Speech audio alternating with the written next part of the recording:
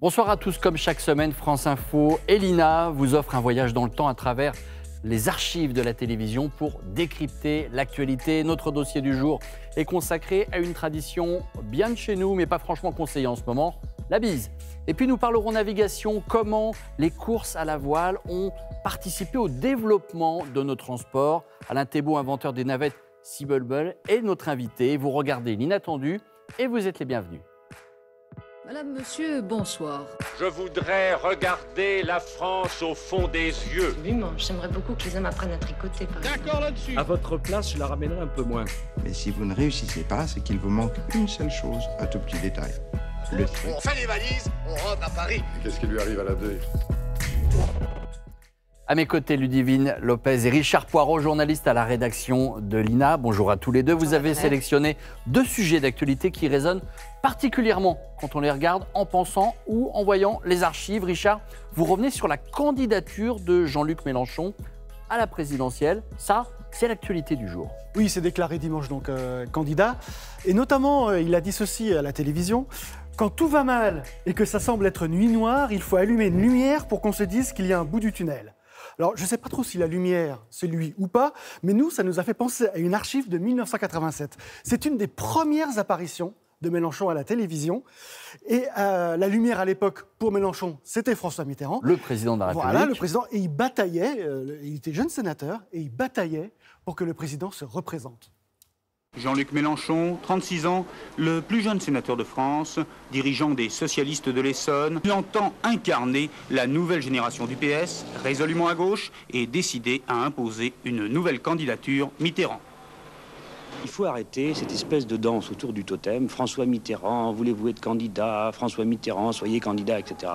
Je crois que ça, c'est une conception de la politique qui est complètement archaïque. On attend qu'un personnage se déclare. Je crois que sa candidature est tellement importante pour ce pays et pour la gauche qu'il faut en créer les conditions. Et c'est ça que nous essayons de faire. Et il faut donc y participer complètement. Il ne suffit pas d'attendre que François Mitterrand dise oui ou non. Voilà, sa première télé, il n'a pas trop changé déjà. J'allais vous dire, finalement, il n'a pas beaucoup changé. Non, toujours pressé, toujours fougueux. Voilà. L'actualité en novembre, Ludivine, c'est aussi plus que jamais, j'allais vous dire, la santé. Hein, c'est le mois sans tabac. Oui, un mois sans tabac un peu particulier, hein, Nathanaël Richard, cette année. D'ailleurs, sur son site, La Dépêche du Midi pose la question, le confinement est-il une bonne occasion d'arrêter de fumer? Les avis sont mitigés. Quoi qu'il en soit, moi, cette actualité, ça m'a fait penser à une archive qu'on aime bien partager à la rédaction de l'INA. C'est une archive d'un autre temps, une époque où l'arrêt de la cigarette était loin, très loin d'être une priorité. Je vous laisse découvrir cette archive. Nous sommes en 1950. Ces images, je vous cache pas, vous risquez pas de les revoir à la télévision. En Allemagne, des fanatiques tenants de l'herbe à Nico ont organisé un concours de tabagie dont les participants devaient fumer 20 cigarettes en 1 heure et ne laisser subsister de chacune qu'un insignifiant mégot. L'atmosphère était, paraît-il, irrespirable. Malgré le brouillard, on a trouvé le champion. Les 20 cigarettes en 42 minutes et pas même de quoi en faire une avec ce qui restait.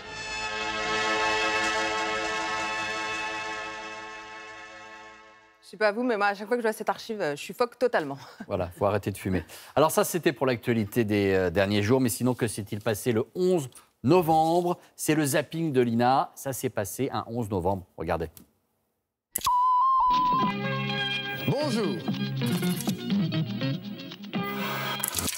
Le général de Gaulle et M. Winston Churchill s'inclinent devant la dalle où le soldat inconnu a monté pendant les 4 ans de notre humiliation sa garde souterraine et vigilante. Les GIs ont abandonné cet énorme complexe militaire construit à la taille de l'Amérique et proportionnel à l'effort de guerre démesuré peut-être que les États-Unis ont placé ici au Vietnam. Les Sud-Vietnamiens vont venir occuper cette base, un peu comme on enfile un vêtement trop grand. Souha Arafat était allé le chercher malade en Palestine. Elle le ramène chez lui pour qu'il y repose en paix. J'ai présenté à son épouse, à sa famille, à ses proches, mes très sincères condoléances. C'est la première fois depuis la fin de la Grande Guerre de 14-18 qu'un chef de gouvernement allemand se trouve présent sous l'Arc de Triomphe pour la commémoration de l'armistice. Colonie portugaise jusqu'au 10 novembre à minuit, Nouvelle République africaine le 11 novembre à 0 heure. Écoute, il nous faudrait le reportage de Vraiment sur Abel Gance. Non, c'est pas possible, on peut rien sortir, on est en grève. Les grévistes, ce sont des femmes. Elles sont 35, chargées de répertorier, classer, ficher divers reportages. Entre un technicien et une analyste, il y a 500 francs de différence de salaire à l'embauche.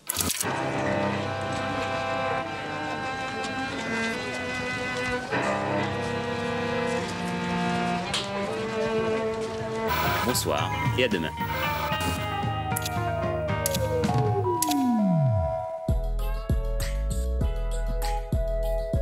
Notre dossier de l'inattendu, Ludivine, vous avez choisi de nous parler d'une tradition bien de chez nous. Aujourd'hui, la bise. Oui, parce qu'avec les gestes barrières, elle a pris un sacré coup dans l'aile. Notre bise nationale, un coup dur pour les amateurs comme moi, de poutou, bisouille, béco, appelez-la comme vous voulez. En tout cas, j'ai pu me consoler, heureusement, avec les archives. D'ailleurs, je voulais vous montrer quelques images du monde d'avant, ces bises en veux-tu, en voilà, plus savoir quoi en faire. C'est pas ce qui manque, en tout cas, à la télé, hein, les bises. Un symbole français qui a ses codes. Je vous le rappelle, d'ailleurs, vous, Nathanaël, Richard, vous êtes plutôt 1, 2, 3, 4 ou 5 bises? Ça dépend des régions. Bah, exactement, ça dépend des régions. Mais vous, Nathanaël? Moi, partout. Partout. D'accord, Richard? Partout en France, pas partout. Ok. C'était un peu ambigu. En tout cas, chaque région, vous l'avez dit, Nathanaël, a ses habitudes. On commence par la joue gauche ou par la joue droite. Bref, pas facile de s'y retrouver quand on vient de l'étranger. D'ailleurs, en 2007, une journaliste allemande tentait de percer le secret de la bonne bise française. Regardez. En Allemagne, on se donne la main ou on se serre dans les bras si on se connaît bien, mais normalement, on ne se fait pas la bise. Un Allemand qui arrive en France est alors confronté à plusieurs problèmes. D'abord, on fait combien de bises? 3 bises à Paris, oui. En Normandie, c'est 2. Dans la Sarthe, un petit peu plus bas, c'est 2. On vient du sud de la Seine-et-Marne, donc dans une ville qui s'appelle Moret-sur-Loing, et on fait 4 bises. On fait 2 bises chez nous. 2 bises, mais on en fait beaucoup. Pour se dire donc bonjour, pour se dire au revoir, pour se dire merci, la bise en français, enfin c'était partout, tout le temps. Et il y a aussi à la télé, vous allez le voir, des bises légendaires. D'ailleurs, celle qui va suivre, c'est Léon Zitrone qui va vous la présenter. Nous sommes en 1979 dans l'émission Une fenêtre sûre. Lors de la réconciliation solennelle entre la France et l'Allemagne après 3 guerres en 3 quarts de siècle, le général de Gaulle et le chancelier d'Allemagne fédérale, Konrad Adenauer, se sont embrassés. Et ça, c'était un baiser qui avait une signification très profonde. Alors, tellement légendaire, hein, cette bise qu'on vient de voir, qu'elle est aujourd'hui dans les livres d'histoire. Aujourd'hui, Ludivine, symbolique ou pas, la bise, c'est terminé, hein, jusqu'à nouvel ordre en tout cas. Distanciation sociale oblige, une situation exceptionnelle. Mais pas inédite, hein. Dans le passé, la bise a déjà été menacée. Exactement, c'était en 2009, lors d'une précédente épidémie, celle de la grippe A. La maire de la ville espérait déjà interdire la bise à ses administrés. La nouvelle avait fait grand bruit, les journalistes s'étaient déplacés dans la ville. Et vous allez le voir, l'idée de la maire était très loin de faire l'unanimité. Tous les ans, il y a la grippe, de toute façon, qu'elle soit A, B, C ou je sais pas quoi, ça ne changera pas le problème. Si j'ai envie de dire bonjour, je dirai bonjour, je ferai un bisou, et puis voilà. Comment qu'ils vont faire, les petits jeunes qui flirtent? C'est fini alors, ils vont plus pouvoir draguer? Vous avez vu, c'est pas facile de s'attaquer à la bise en France. Finalement, à l'époque, ni la grippe A, ni la mère de Guilvinec n'auront eu raison de ce rituel français. Il faut dire que ce rituel a de fervents défenseurs jusque dans les couloirs de l'Assemblée nationale. En 2007, un célèbre député parlait bisous avec une forte passion. C'est un coup de sang, la bise. C'est formidable. Ça déclenche des sentiments extraordinaires, donc vous ne pouvez pas réfléchir, vous n'avez pas le temps. Vous comprenez, je vous embrasse.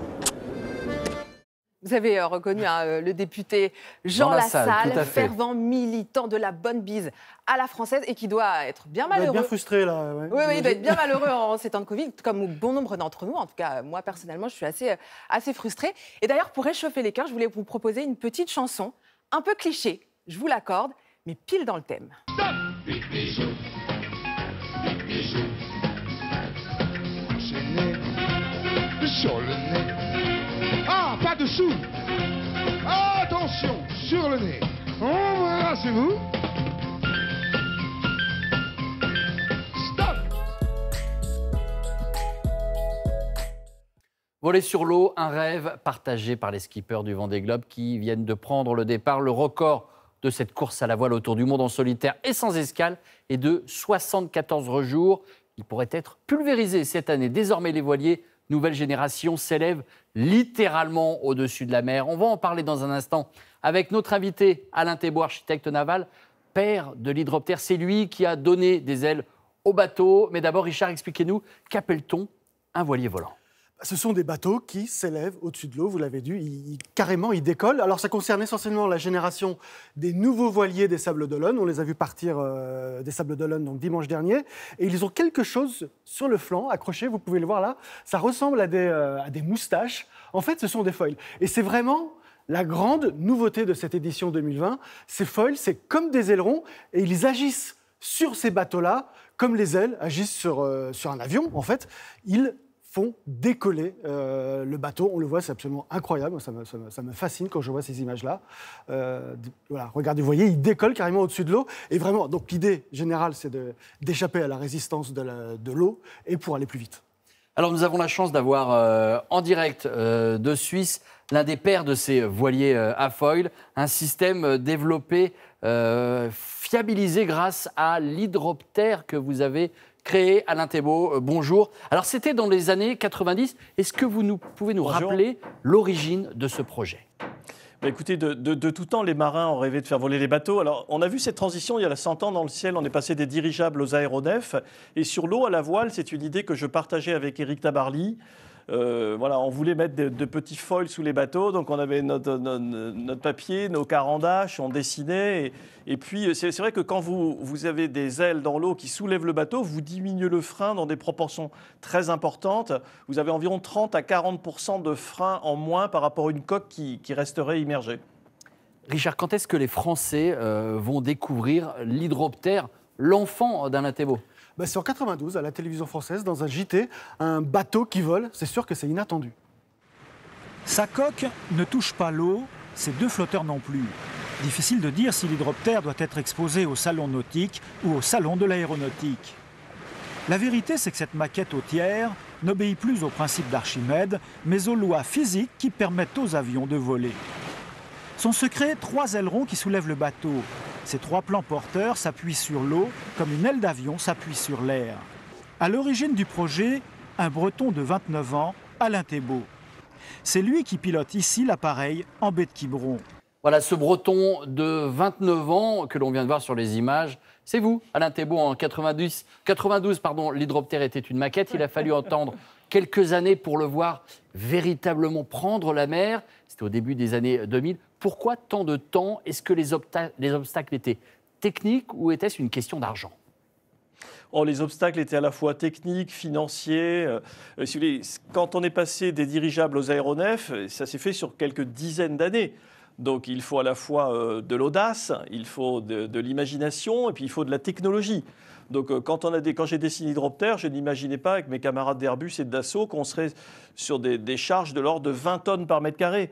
À 50 nœuds, quand on a battu le record mondial de vitesse à la voile, on a des efforts de l'ordre de 35 tonnes sous notre siège. Donc ce sont des efforts tout à fait considérables, des efforts supérieurs à ceux que l'on retrouve sur une voilure d'Airbus. Et tout ça, au départ, on ne l'avait pas imaginé.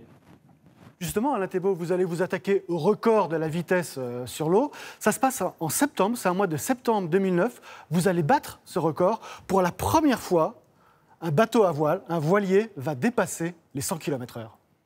Avec son équipage de 10 hommes, le marin a enfin atteint son objectif, dépasser les 100 km/h sur l'eau.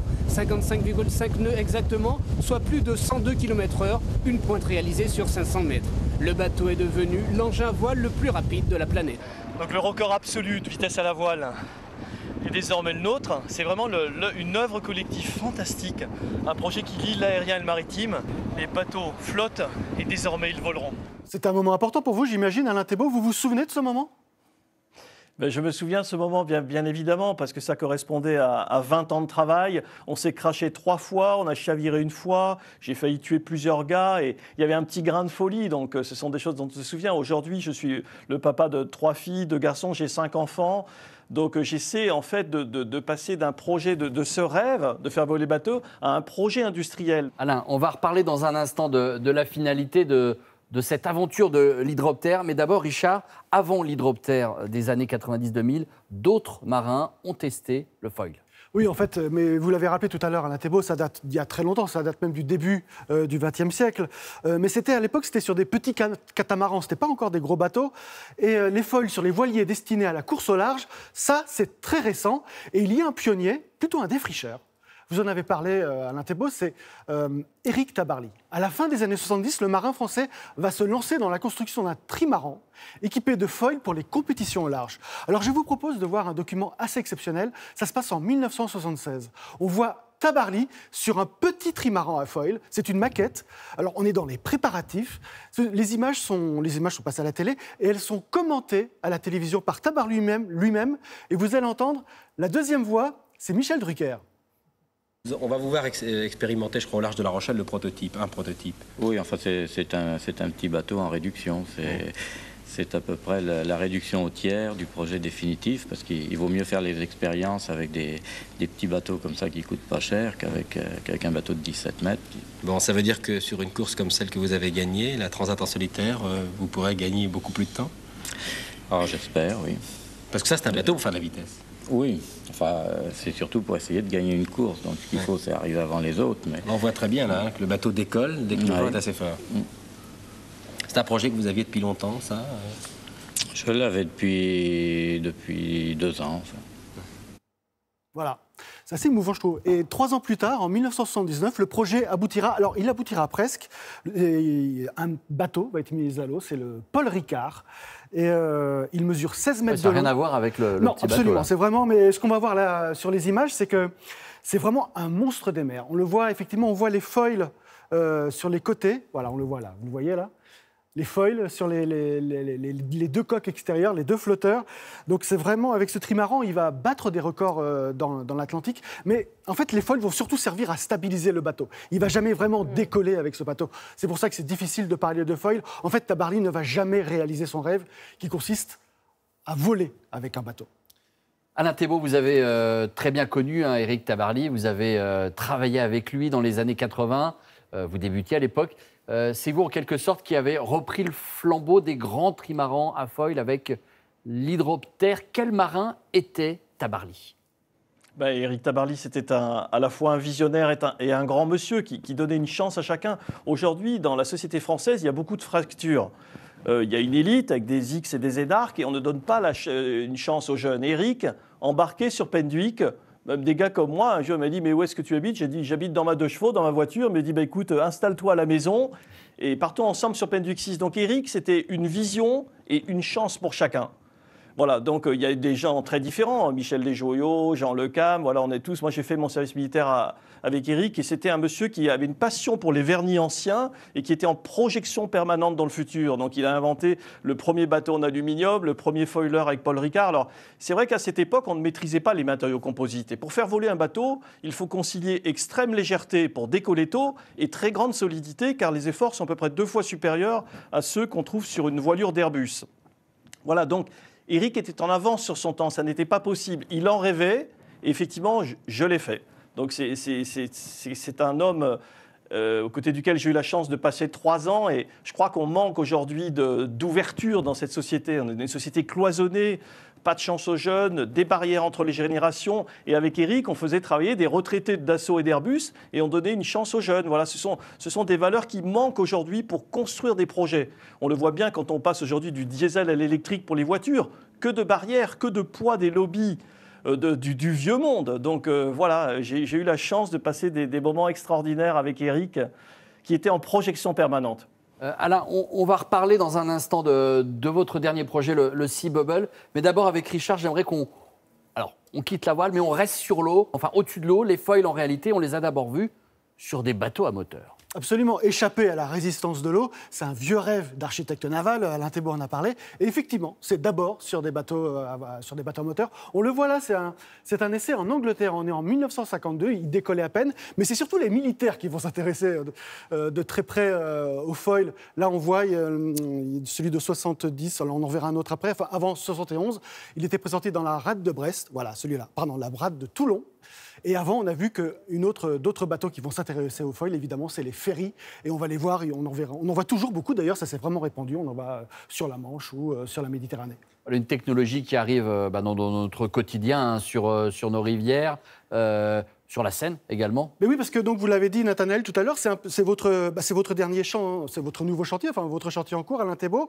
Ce sont des bateaux-taxis qui s'élèvent au-dessus de l'eau, des petits bateaux-taxis. Vous en avez fait plusieurs présentations en 2017 et on va le voir tout de suite, une en 2018 sur la Seine. Écologiques, les Sea Bubbles se propulsent sans bruit ni rejet de carbone. Sous le bateau, des ailes immergées permettent à partir d'une certaine vitesse de soulever la bulle qui avance en se maintenant à 50 cm au-dessus de l'eau. Alain Thébault, où en est ce projet Sea Bubbles? Il est plus que lancé. Quand verra-t-on en France, sur la Seine, à Paris ou ailleurs, des petites navettes comme ça s'élever hors de l'eau et aller déposer, pourquoi pas, des journalistes à France Télévisions? Vous êtes bien placé, France Télévisions, au bord de l'eau. Effectivement, c'est pour demain. Là, nous avons embauché dans notre start-up une dizaine de personnes, donc, avec les meilleurs représentants des meilleures écoles françaises. Donc, on a un polytechnicien, un centralien, un super-héros, un gazard. Donc, il y a une équipe. Vous avez vu évoluer sur la scène le proof of concept. Aujourd'hui, il faut passer d'une phase bricolage dans notre garage à une phase industrielle. Donc ça prend quelques temps, il y a quelques ajustements, mais là nous démarrons la production des 50 premiers bubbles à hydrogène et donc nous verrons dans un an voler sur la Seine. Vous pourrez les commander avec une app, un bubble. Je suis par exemple à France Télévisions, je vais aller remercier Anne Hidalgo d'avoir mis autant de vélos dans la ville. Je clique, hôtel de ville, j'ai un bubble à 3 minutes, catch bubble et ensuite c'est transportez-moi. Et autant il est difficile de faire une voiture autonome, autant un bubble autonome, je pense qu'aujourd'hui on n'en est pas très loin. Et nous avons surtout des demandes, à la fois pour les Jeux Olympiques de Mme Hidalgo, de Mme Pécresse, mais aussi aux États-Unis et en Asie, d'engins de plus grande capacité. Parce qu'effectivement, ces bateaux qui volent, c'est certes bien pour gagner le Vendée Globe, s'ils ne perdent pas les foils en chemin, et c'est bien surtout pour la mobilité. Parce que faire voler un bateau, c'est moins de vagues, c'est moins de pollution, c'est moins, c'est moins de bruit quand on utilise l'hydrogène. Donc aujourd'hui, on coche toutes les cases pour développer un projet de cette mobilité et c'est la fibre inventive française. Donc effectivement, on est à cheval sur les deux pays, France et Suisse, parce qu'on a trouvé nos piles à combustible en Suisse, mais clairement, ce sont des projets de demain. Mais revenons aux foils, Alain Thébault, ça fait 30 ou 40 ans que vous êtes dans les foils. Est-ce que le projet Sea Bubble aurait pu être possible sans l'hydroptère? Non. Non, parce que tout le monde me dit, Alain, tu es un visionnaire, tu as une vision pour les foils, une vision pour l'hydrogène, etc. Il y a des étapes imposées. Il y a tout d'abord un papier, une boîte de carandache, on réfléchit et ensuite petit à petit, donc on arrive sur Katia d'Assosystèmes. Mais il faut du temps en fait. Un programme comme le Rafale, un avion de combat, c'est 20 ans. Aujourd'hui on parle d'avion à hydrogène, ça sera dans 20 ou 30 ans. Donc les ruptures technologiques prennent du temps. Et puis, il y a des aléas, c'est la technique, c'est toujours plus long, plus compliqué, plus coûteux, mais voilà, c'est le prix, comme le disait Nelson Mandela, soit je gagne, soit j'apprends. Alors nous, souvent, moi j'ai gagné une ou deux fois, mais la plupart du temps, j'apprends. Alain, un mot sur le Vendée Globe là, qui vient de débuter. Bien entendu, vous regardez toutes les heures, je ne sais pas, mais régulièrement qui est en tête. Il y a un record dans cette compétition de 74 jours. Est-ce qu'il va être battu? Je le pense, oui, probablement.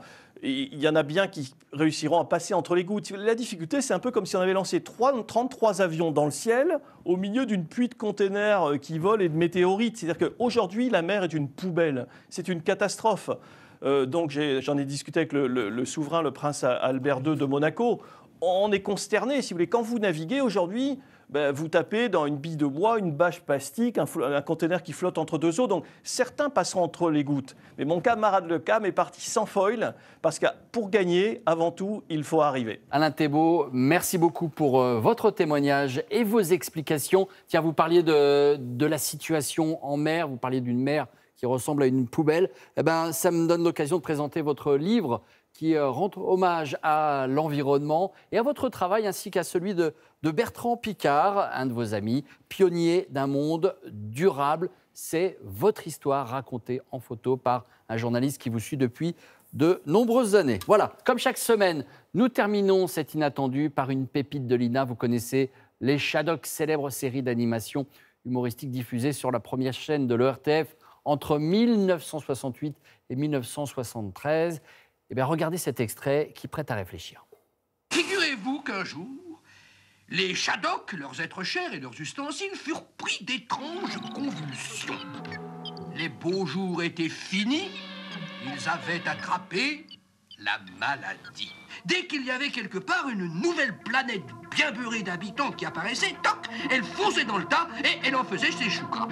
Et il en mourait. Et il en mourait. Ah, ça oui alors, il en mourait. Il en mourait tellement de maladies qu'il n'en restait même plus assez pour mourir de façon normale et officielle, si on peut dire. Alors ils dirent qu'il fallait faire quelque chose et que demain matin, à la première heure, ils s'en occuperaient.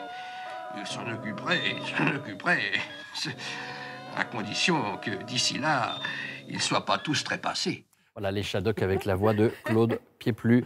Merci à nos documentalistes Hélène Dedon, Magali Vermin et Delphine Desbiens qui nous ont aidés à préparer cette émission. On se retrouve mercredi prochain, 21h, Canal 27 et toute la semaine sur les réseaux sociaux de France Info et de l'INA. Bonne semaine.